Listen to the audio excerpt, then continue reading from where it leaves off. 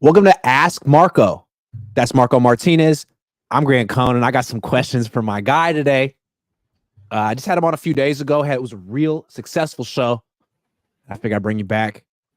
Since we did that show, the Niners extended Colton McKivitz's contract. We're going to talk about free agency news, rumors, all that stuff. We're going to talk about quarterbacks, which is fun. But can you explain to me why the 49ers extended Colton McKivitz's contract? No offense to Colton.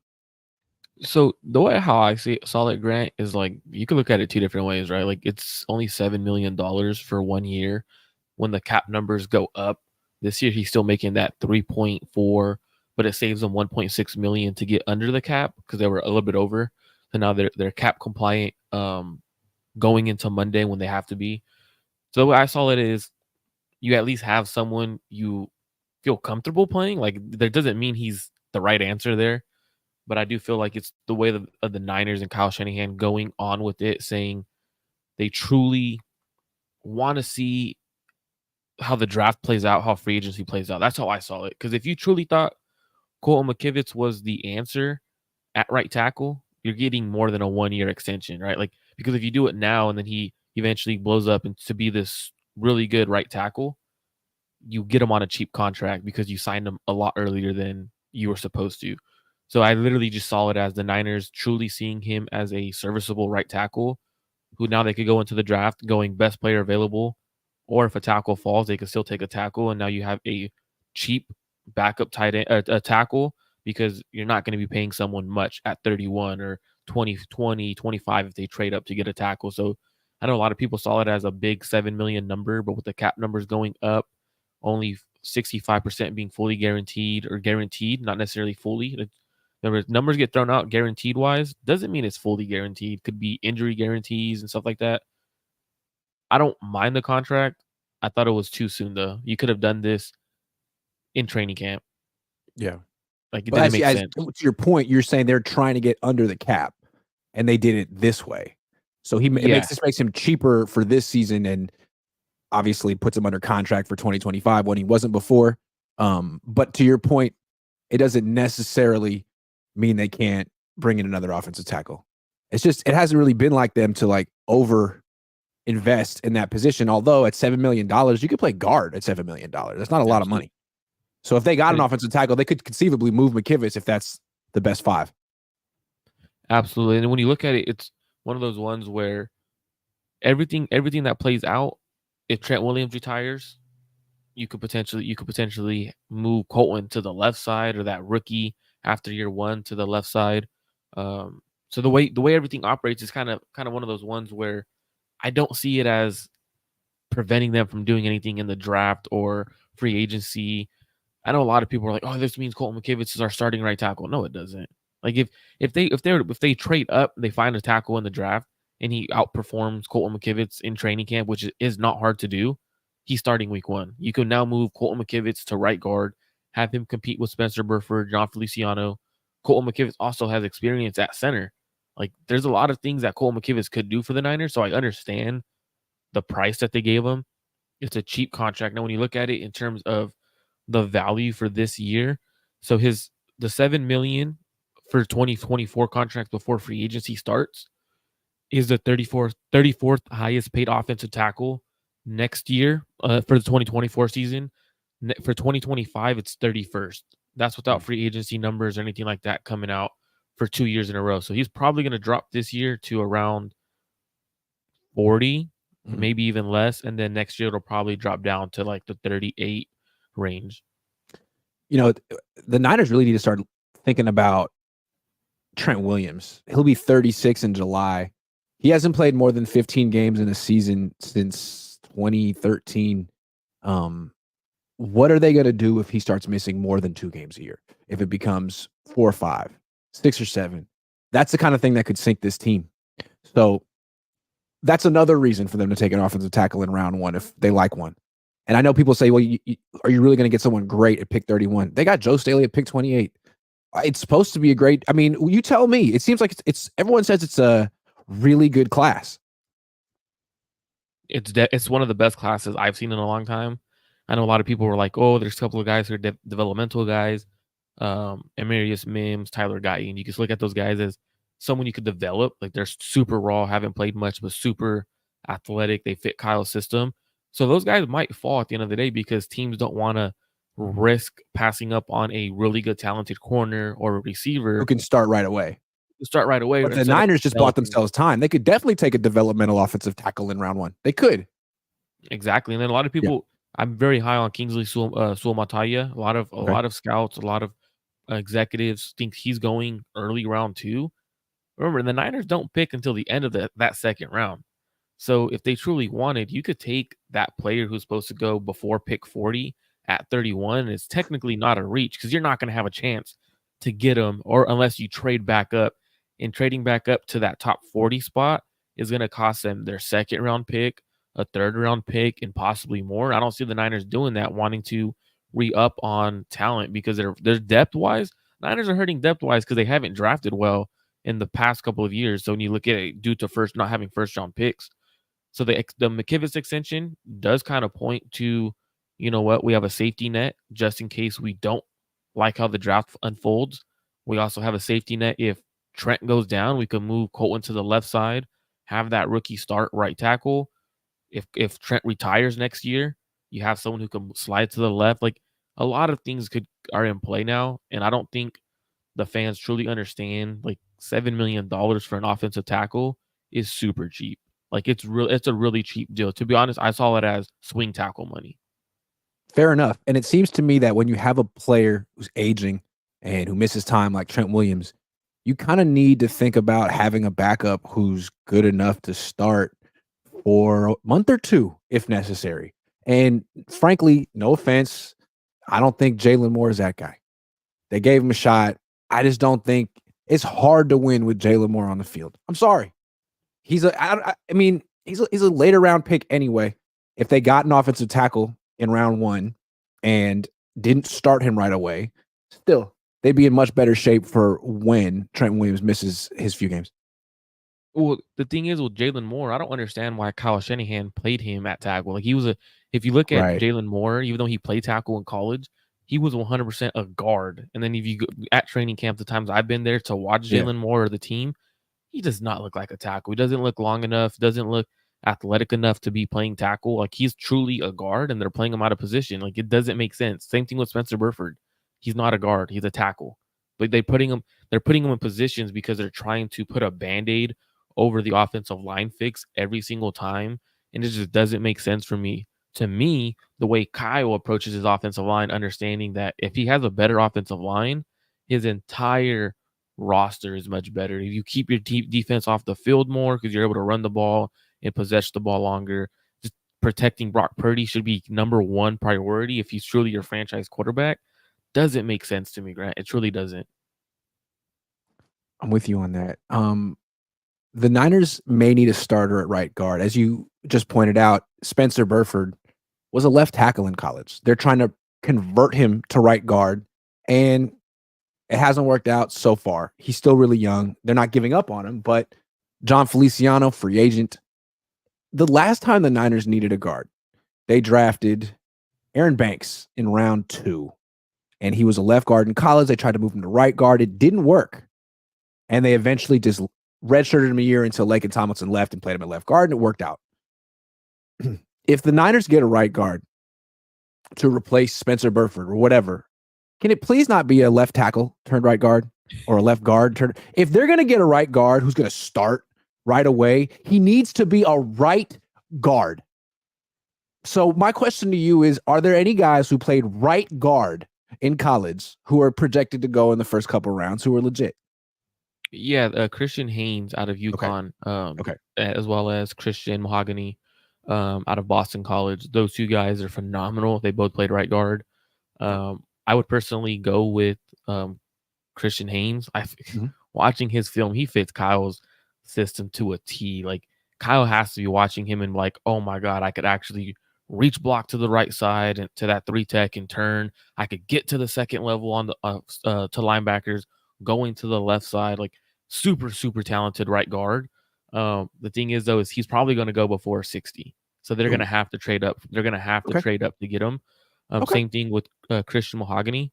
So like when you're looking at it, like you could truly get a right guard, but you're gonna have to trade up. Now, a lot of the other guards that are gonna go later in the draft, there's some talent later in the rounds.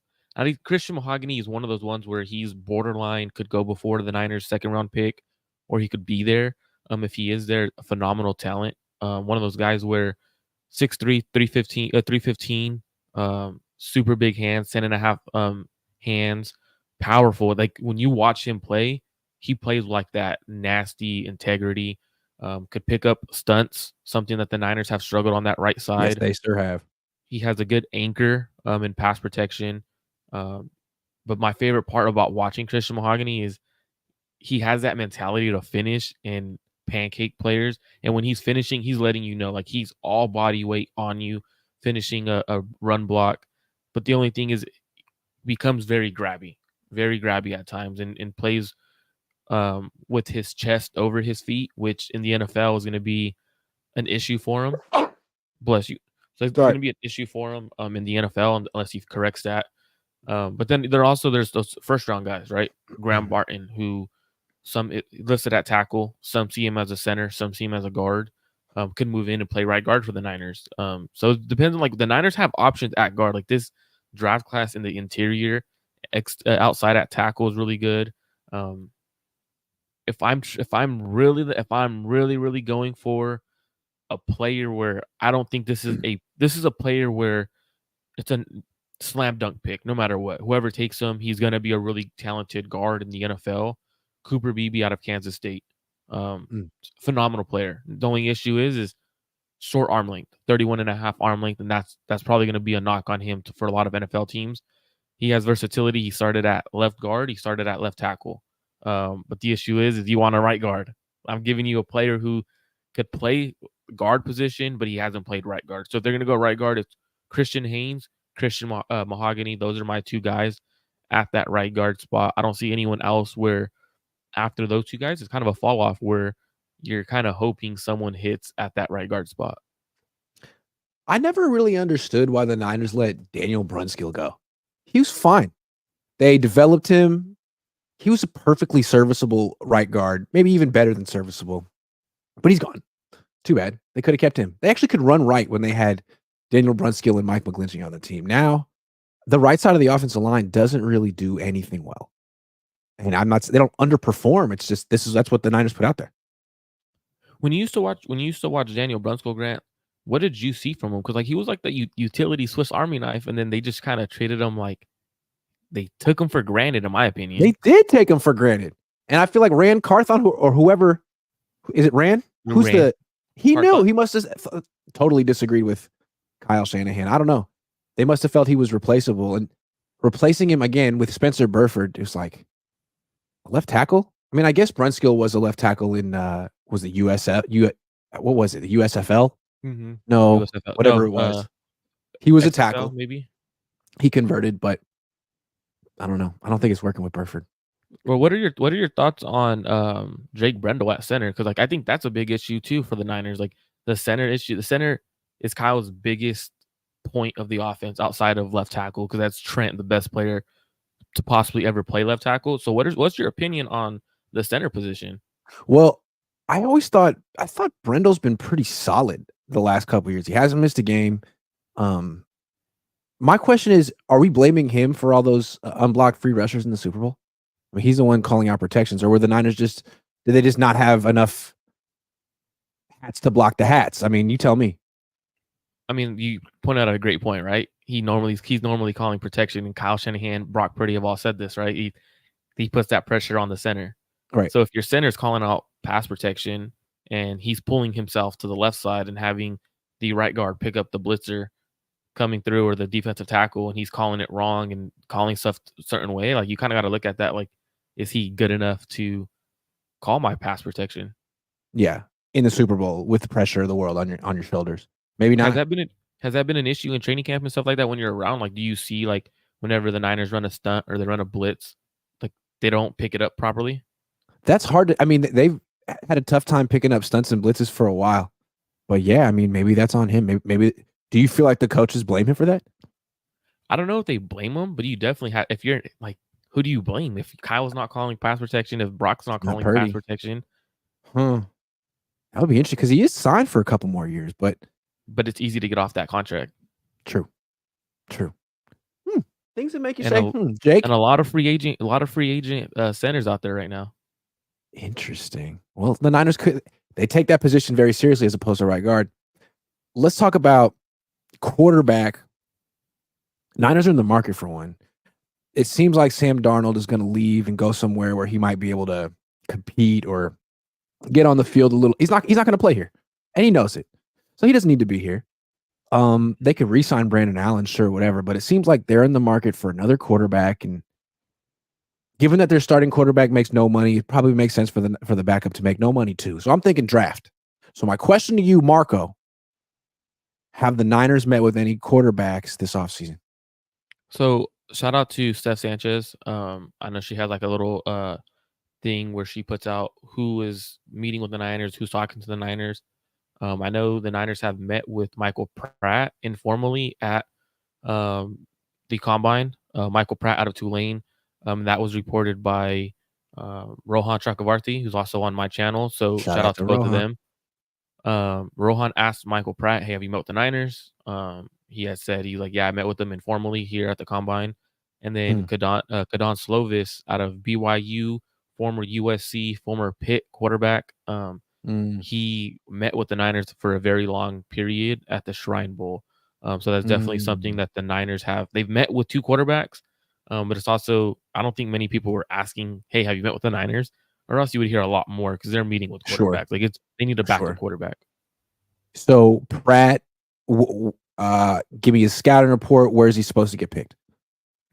Michael Pratt, I think he's a solid quarterback. He kind of reminded me of Brock Purdy, and I had pointed that out to Rohan when he was at the Combine. I was like, "Hey, actually who reminds me of Brock is Michael Pratt, someone who played at Tulane for a very long time, plays with anticipation, doesn't have the strongest arm, but he can make pretty much every throw on the field. Athletic, very smart quarterback, pocket quarterback where he wants to sit in the pocket and he wants to deliver on time to his receivers and get yards after catch. Very good quarterback when you look at him. And a lot of teams are going to value Michael Pratt in this draft a little bit more than they should. And he doesn't have like that physical attributes that teams want in NFL starting quarterbacks. But the Brock, exactly. He gets that Brock Purdy comparison. They're like, oh, well, let's take him in round 3. Yeah, so that's around where he should go, back end of round 3, if not super early 4. And then Kedon Slovis. They could take a quarterback at the back end of round 3. I mean, they took Beathard there. He took Cousins there. I just don't expect it. I think with Purdy as your starting quarterback, the fact that he was the last pick in the draft, I would expect the Niners to look more at someone that they could get in round 7, or maybe even as an undrafted free agent. Is that Slovis? Yeah, that's Slovis. And remember how you used to, I know you used to, like a couple of years ago, you used to have this, your quarterback can't win a Super Bowl with a certain percentage of the salary cap. Like that was like a big point of yours. Hey, the Niners might have to think about that after next year, right? Like it truly is an issue for almost every team except the Kansas City Chiefs. Right. So do they draft someone and talent develop? I don't know. Well, I was doing a little bit of research on Slovis. He seems kind of perfect for what the Niners are looking for. 1,500 passes in college. So he's ready to play. He's played. At BYU, I mean, they have all kind of pro concepts. He's turning his back to the defense, doing play action, rolling out. So he sort of seems like he would fit some of the things that the Niners asked their quarterbacks to do. And ran a 4.55 at the Combine, 1.58, 10-yard split. He's available. If you could get him as an undrafted free agent, put him on the practice squad, I could definitely see the Niners getting that guy. So the Niners could definitely get him, but I would draft him. Draft him with one like of your they did with Purdy. 7th round. Don't mess around. Yeah. Make sure you get him on your roster. So what's crazy about Slovis is he started off his career at USC hot. Like people were like, damn, this quarterback he's the next USC great quarterback. Right.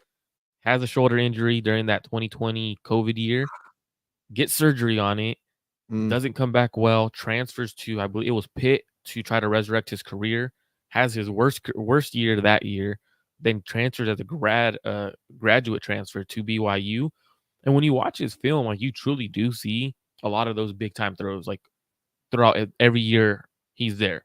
So when you're watching him, for me, I like what I see. Nothing phenomenal. Like, he's not going to be a franchise quarterback unless Kyle Shanahan works his magic like he did Brock Purdy. But he has all the arm talent. He has the mobility. The issue for me is the IQ.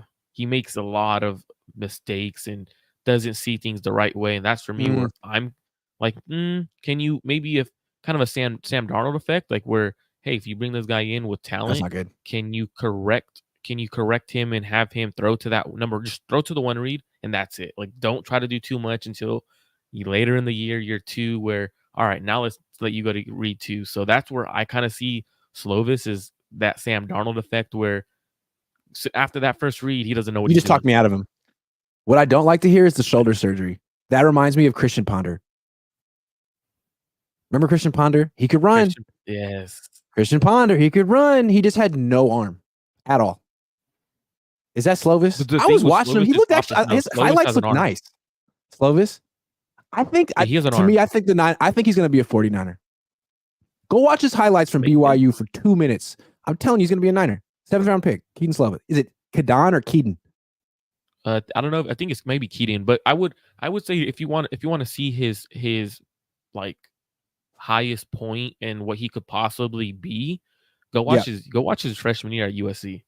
Like, if you really want to see how good he was, go watch his freshman year at USC. So the question is, did he get worse or did his situation get worse?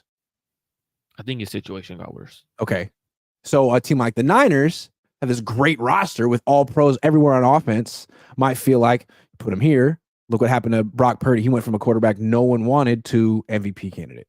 I'm not saying Kedon Slovis would be an MVP candidate on the Niners, but I could see them talking themselves into him. Wasn't Purdy also like pretty highly regarded as a freshman or a sophomore, and then he went down after that?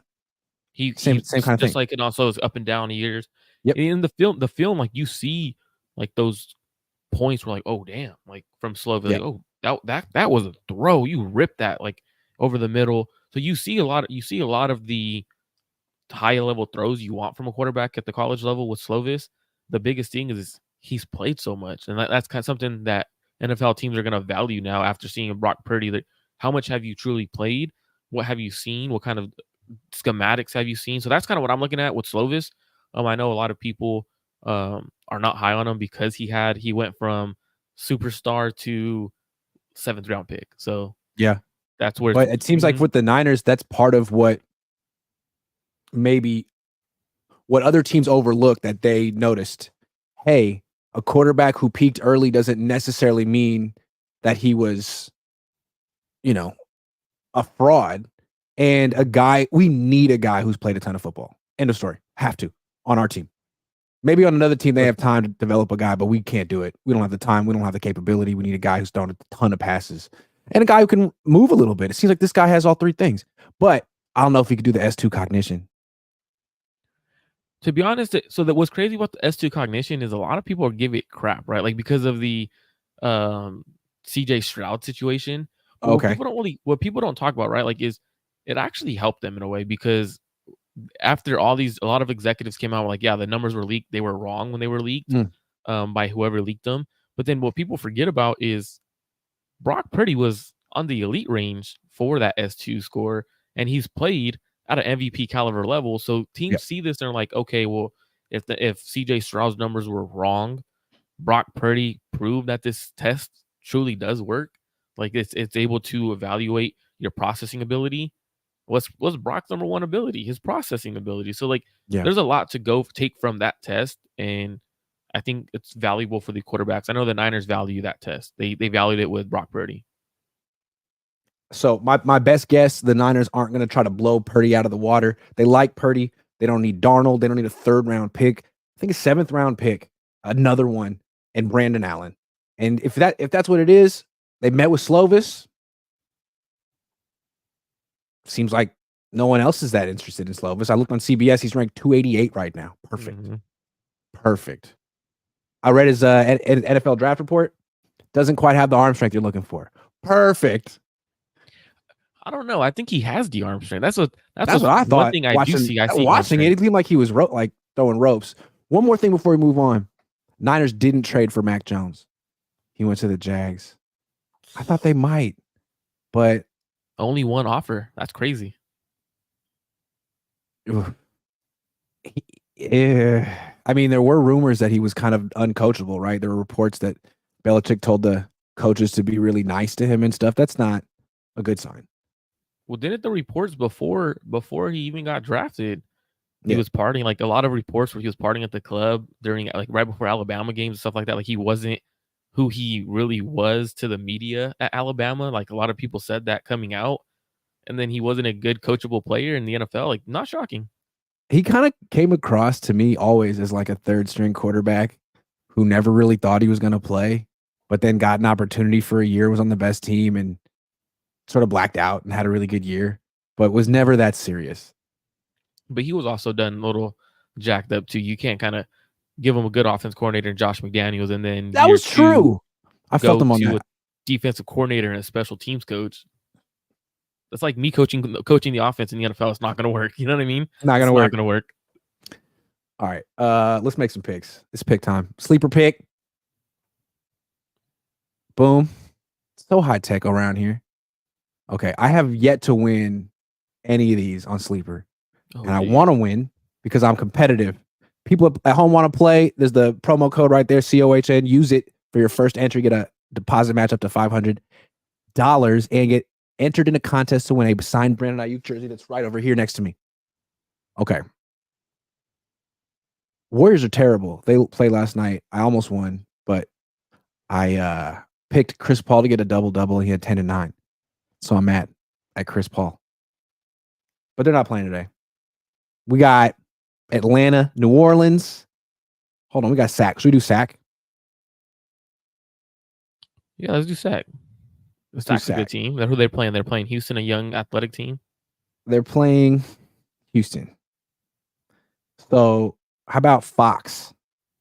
26.5 points. You think he'll? Yeah, he should go off against them because they're young, they're athletic. They don't really play defense, and they want to get out and run, and that's what Fox wants to do. Beautiful. I love that. More for Fox.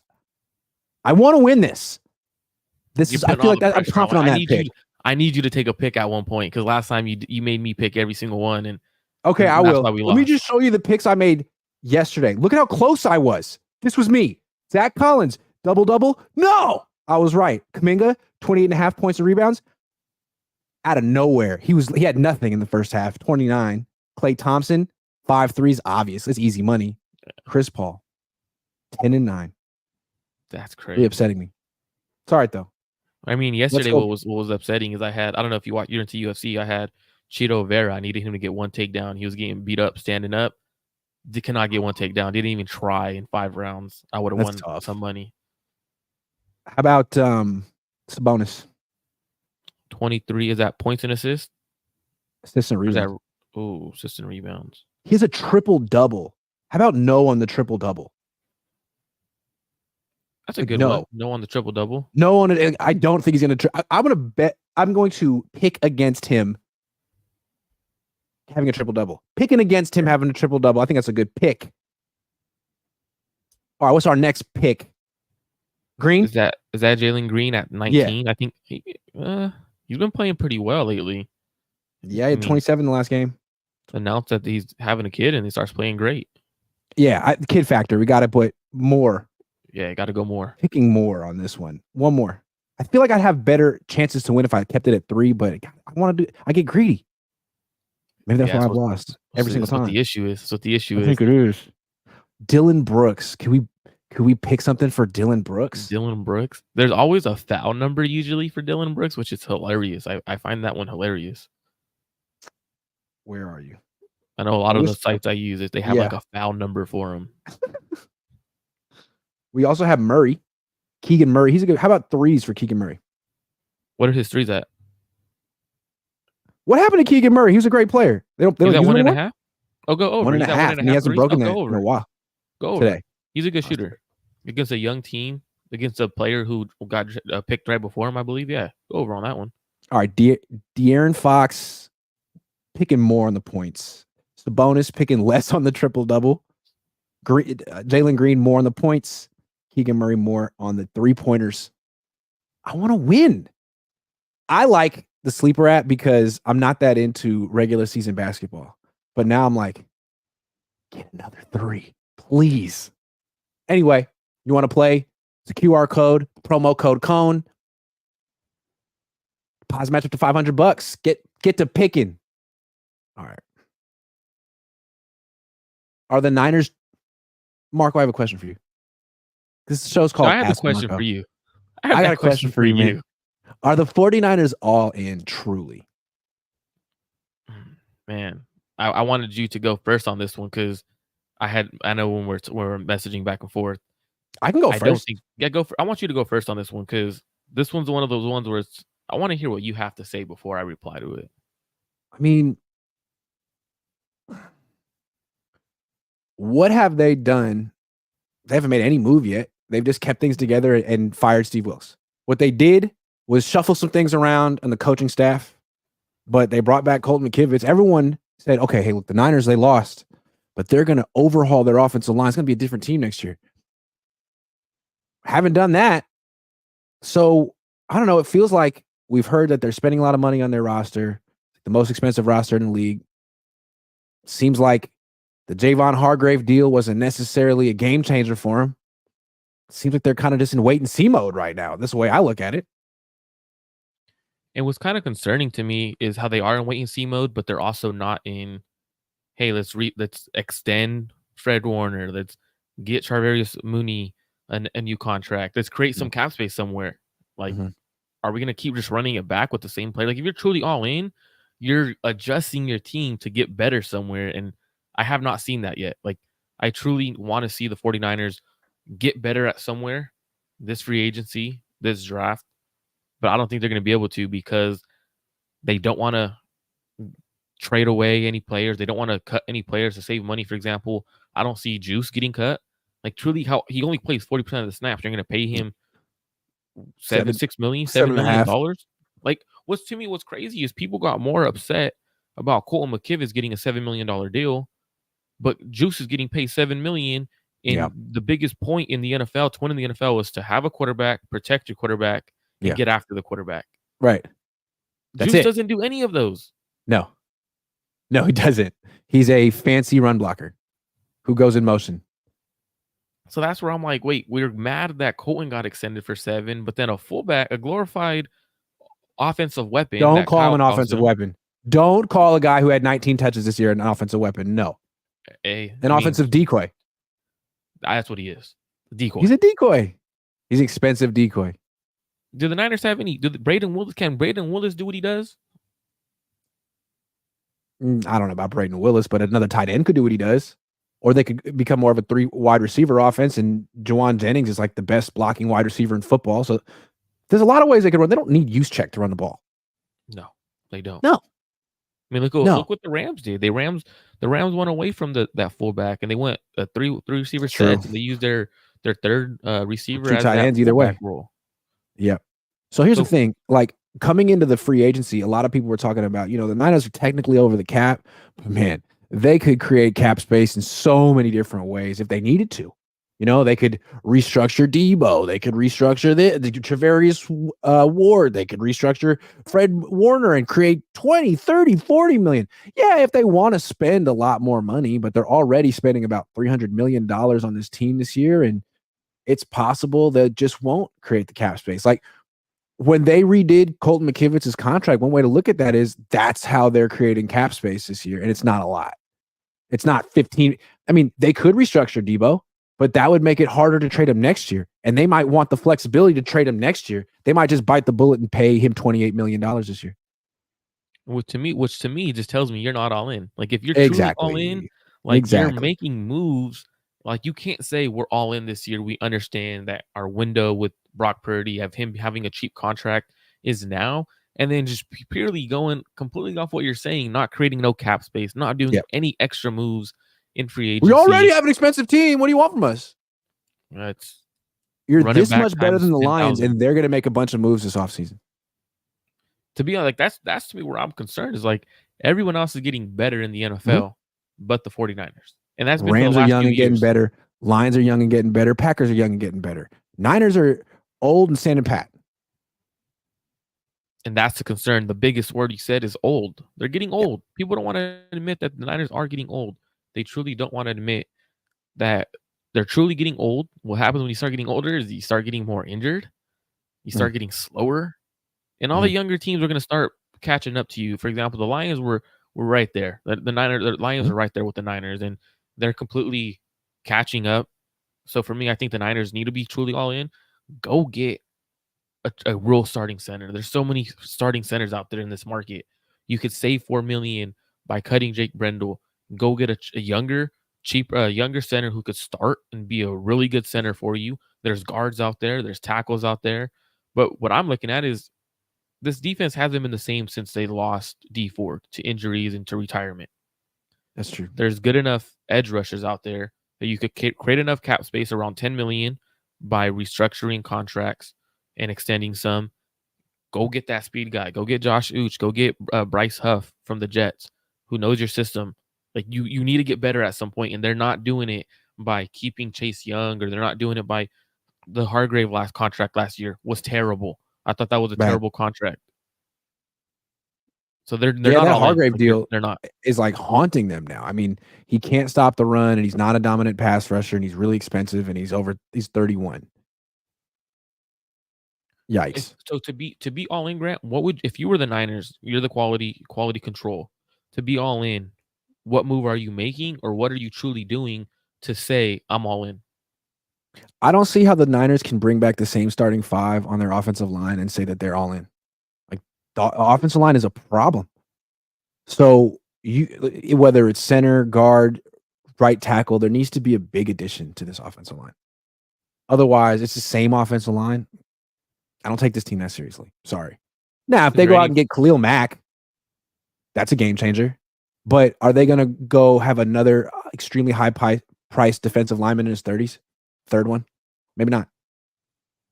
I had something interesting. Someone tell me, so what, a family friend, we're talking, and he was like, why go get edge rushers? He was like, why? He was like, the NFL isn't going to let you in the Super Bowl. They're not going to let the edge rushers win the Super Bowl. That's a great point. They're I can't really disagree with that.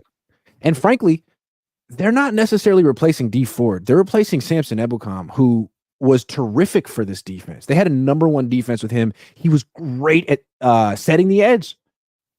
And he was a pretty good pass rusher. If they could get that guy, a 3-down D end who was really good against the run, they'd be in good shape, because it's not like Hargrave's going to stop the run. And that kind of player is not going to break the bank. Like Samson Ebukam, not breaking the bank at all. I mean, it's not Hassan Reddick. Maybe it's Josh Sweat. No, he's not that good against the run. I don't know who it is.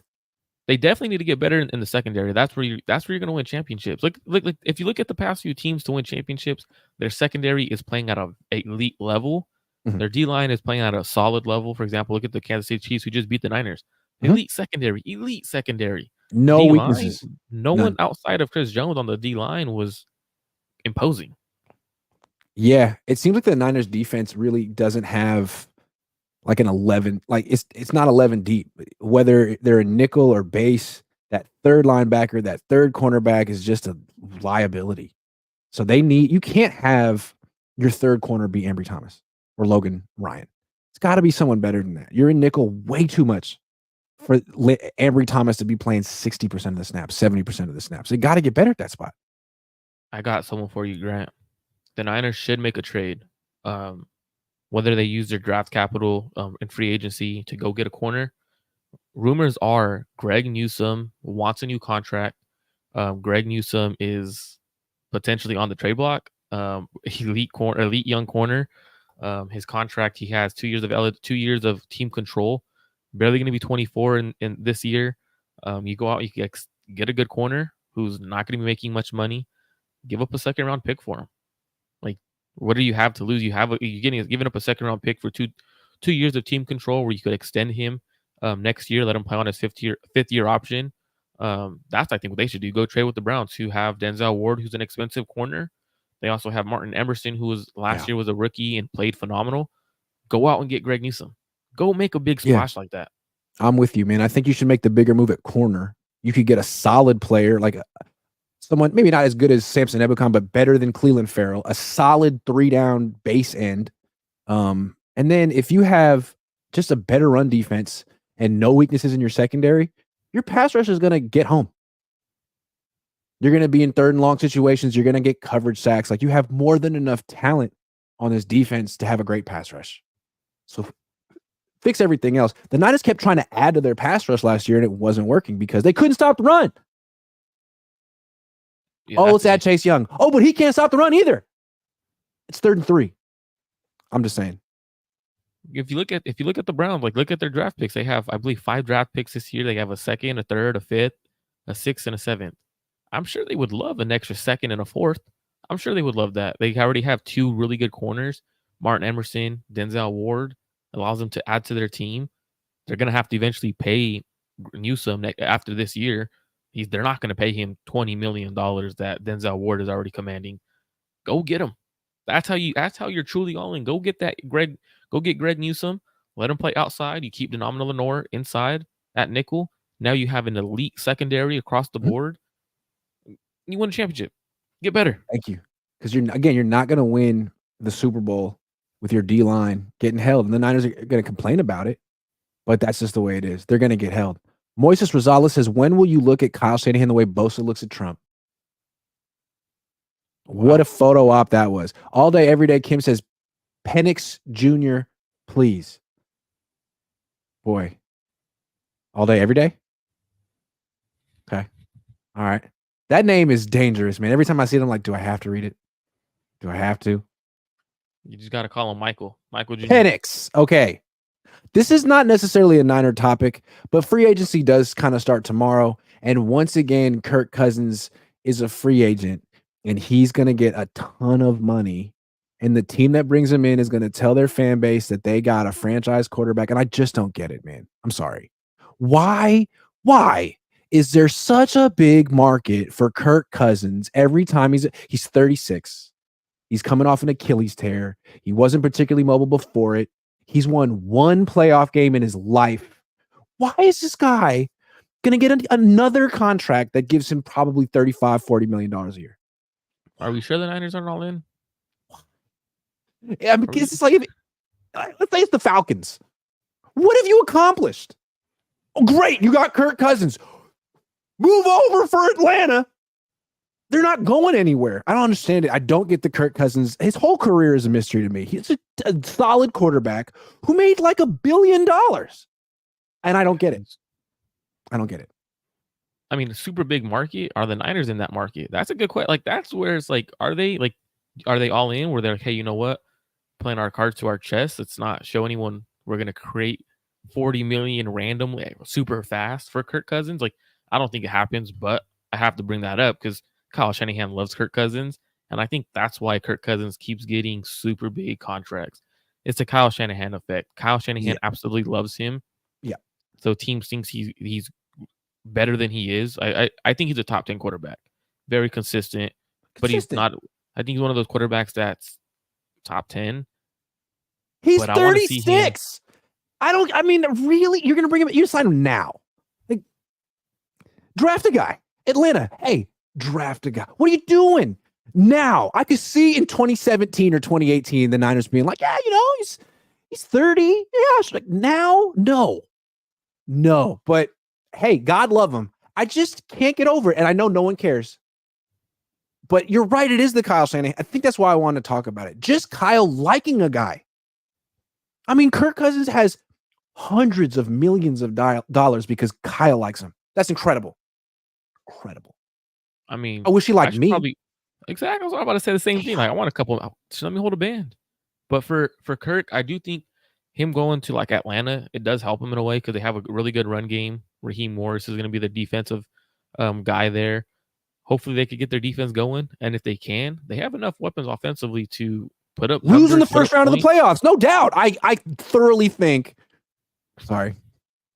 He's not going anywhere with Kirk. No team with Kirk is going anywhere. He's Goff. They're so similar. And Goff's fine. Actually, Goff might be better. He's been to a Super Bowl. Who's better, Goff or Cousins? At least he's younger. He hasn't torn his Achilles. I'm taking Cousins. I got to take Cousins. I wouldn't say Goff is better because It's his face. Goff just has a face that you can't get behind.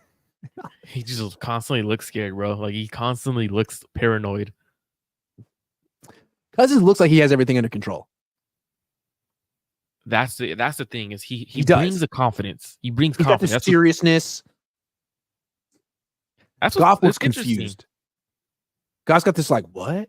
Look all the time. Him and Darnold, man, so confused all the time. Like for Cousins. So for example, let's throw the hypothetical out there. Do you think the Niners could be in play for Cousins? Like, I mean, with how much Kyle Shanahan's always loved him, he's always talked about, I wanted the opportunity to go after Cousins. He's the first time he's a free agent with the Niners just lost the Super Bowl in the sense of it wasn't the quarterback's fault, but the quarterback's super cheap. If you could bring in Kirk Cousins and win a championship. It wasn't his fault, but at the same time, the offense didn't score a lot of points. I mean, one of their touchdowns was a touchdown pass by Jawan Jennings. Elite. I'm just saying. Would he have called that if Kirk Cousins was his quarterback? Would he have been digging that deep in his bag for touchdowns from other players? I'm just saying. I think, look, knowing Kyle the way I do, which isn't that well, but it's been a long time, I think part of him would absolutely love to do this. But also, he's not crazy. And he's very like attuned into what people will think of what he does. And if he moves off Purdy for Cousins, people will call him crazy. He doesn't want that smoke. He doesn't. Well, I mean, he's shown to move off of quarterbacks pretty fast, right? Like he's shown to do that. Like, yeah, but Purdy hasn't given him anything that he can't throw Purdy under the bus. If he tries, people will object. He's a large fan base. But it could also be a situation where you could, hey, let me convince the ownership to bring in Kirk Cousins on a 1 or 2 year deal. You still have Brock Purdy like around. Chill on the bench for you. Hey, let's learn from Kirk Cousins. You're still our quarterback. You're our future. But I think Kirk Cousins can win us the Super Bowl this year with this roster. It's not a nice wedding present for Brock Purdy. Hey, congratulations. You're the backup for a year. I mean, now you can focus on your family. Well, the reason why I think this is a possibility, but here it would only work if it was like a multi-year deal because they can't. Can they really create $40 million in cap space in a minute? They could. They could. Debo, Trent. What would that do for the locker room? They've spent the last year telling any reporter who will listen how great Brock Purdy is. He's underrated. He doesn't get enough credit. He's our leader. He's our guy. We go as he goes. Psych! Here comes Kirk Cousins. Well, they did that with Jimmy. They did. They did. They were all rallying behind CJ Beathard. Like, so it's. I'm not saying it's going to happen. I think it's a very unlikely situation. But like the way Kyle Shanahan mourned over not being able to even attempt to get Kirk Cousins in free agency after they traded for Jimmy Garoppolo, it just tells me how much you love someone. Like if you literally were depressed, he said I was depressed, and John Lynch tried to talk me into Jimmy Garoppolo. Like, you don't become depressed for no reason. Well, in retrospect, he should have been depressed. That was a terrible decision, trading for Jimmy Garoppolo. Maybe they all would have gotten fired, but if not, if they had just stuck to the plan, Kirk Cousins is a far better quarterback than Jimmy Garoppolo ever was, ever will be. So I can understand, like, if Kyle really understood, maybe he thought Cousins was great, or maybe he just realized that Jimmy Garoppolo wasn't, but whoa, that was a mistake. Mm-hmm. Yeah, definitely. I think Kirk Cousins ends up staying in Minnesota at the end of the day. I don't see him going to Atlanta.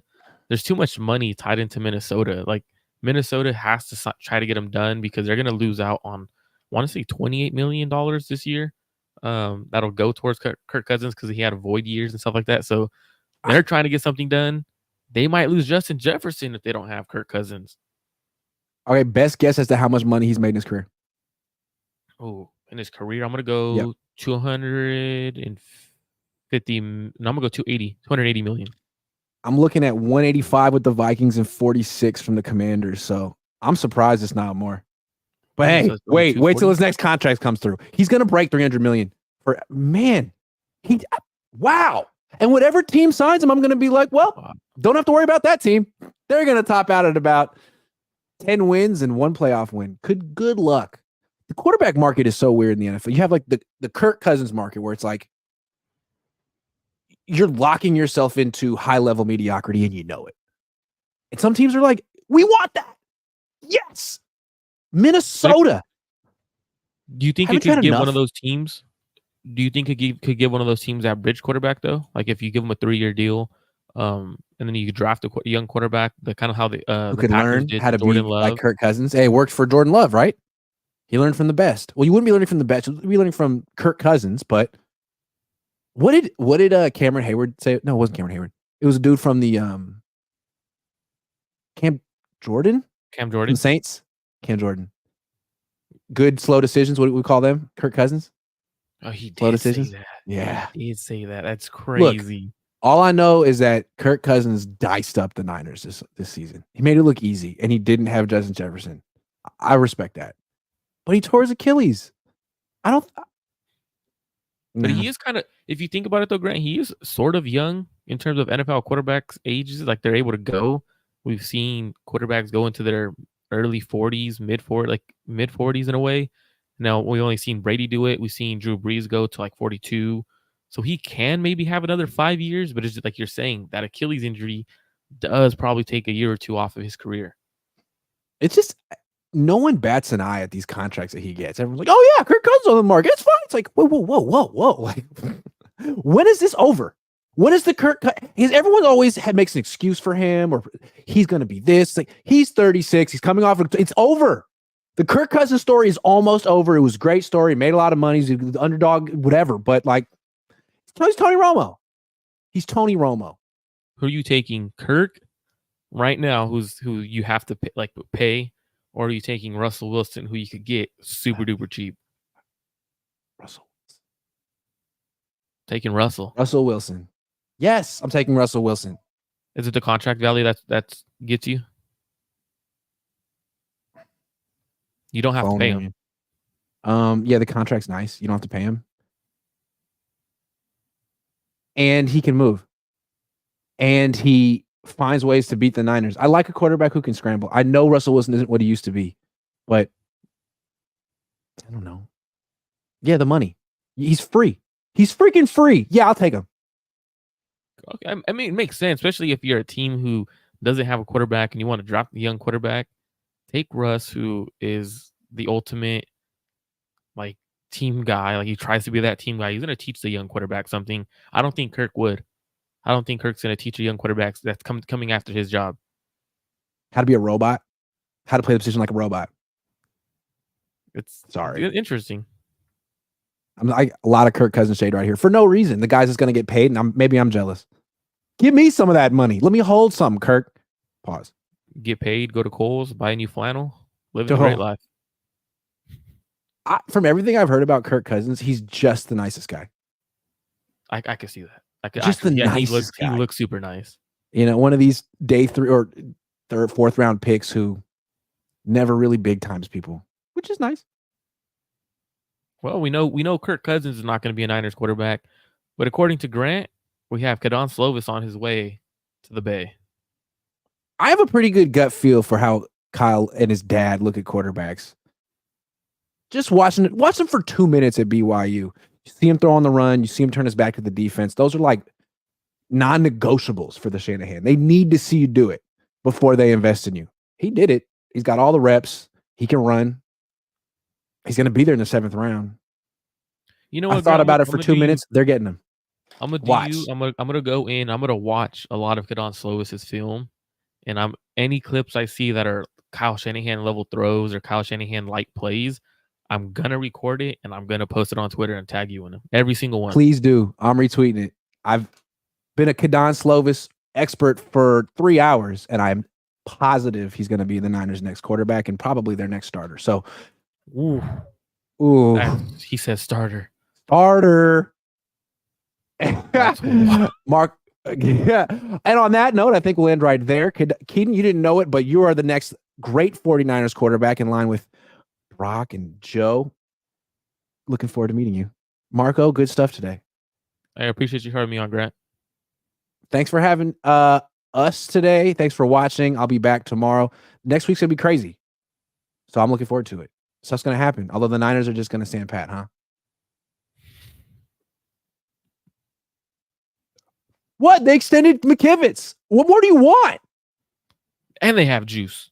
They got it all. See you guys.